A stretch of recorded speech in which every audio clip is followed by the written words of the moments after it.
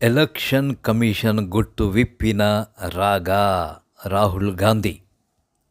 రాహుల్ గాంధీ ముఖ్యంగా వారి పార్టీ ఓడిన మహారాష్ట్ర, హర్యానా, కొన్ని కర్ణాటక నియోజకవర్గాలపై దృష్టి సారించి అక్కడ జరిగిన లొసుగులు బయట పెట్టాడు. ఒక్క నియోజకవర్గంలోనే 1,00,000 ఓట్లకు పైగా దొంగ ఓట్లు పడ్డాయి.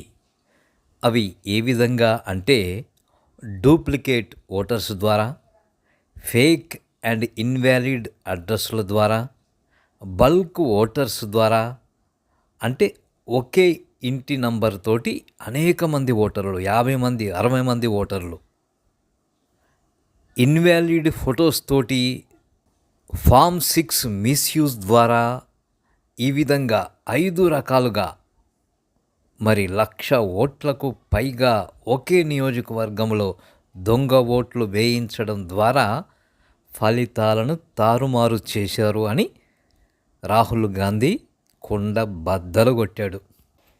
ఇంకో విషయం ఏమిటంటే వీవీప్యాట్స్ని ఇమ్మీడియట్గా ధ్వంసం చేసేసి సాక్ష్యం లేకుండా ఎలక్షన్ కమిషన్ చేసింది. ఎందుకు చేసింది? ఎందుకు ప్రిజర్వ్ చేయలేదు? ఎందుకు చేయలేదంటే ఇదిగో వారి గుట్టు బయట పడుతుందని.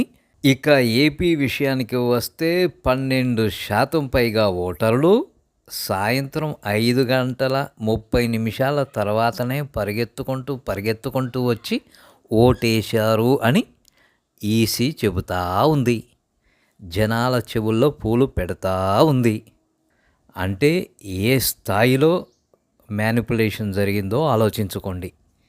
ఇక క్రాస్ ఓటింగ్ విషయానికి వస్తే ఏపీ లోపట క్రాస్ ఓటింగ్ అంటే ఎంపీగా ఒక పార్టీ అభ్యర్థి గెలిస్తే ఆ ఎంపీ నియోజకవర్గంలో వచ్చే ఎమ్మెల్యే సీట్లలో మెజారిటీ ఎమ్మెల్యే సీట్లు మరో పార్టీ గెలుస్తూ ఉంది.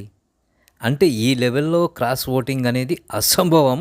కానీ సంభవం చేసి చూపించింది ఈవీఎం మెషిన్ల ద్వారా. ఉదాహరణకి కడప ఎంపీ వైసీపీ గెలిస్తే అక్కడ మెజారిటీ ఎమ్మెల్యే సీట్లు టీడీపీ అండ్ కూటమి గెలిచింది. అంటే క్రాస్ ఓటింగ్ ఏ స్థాయిలో జరిగిందో ఆలోచించుకోండి. ఇది ఈవీఎం మాయాజాలంతోనే సాధ్యము.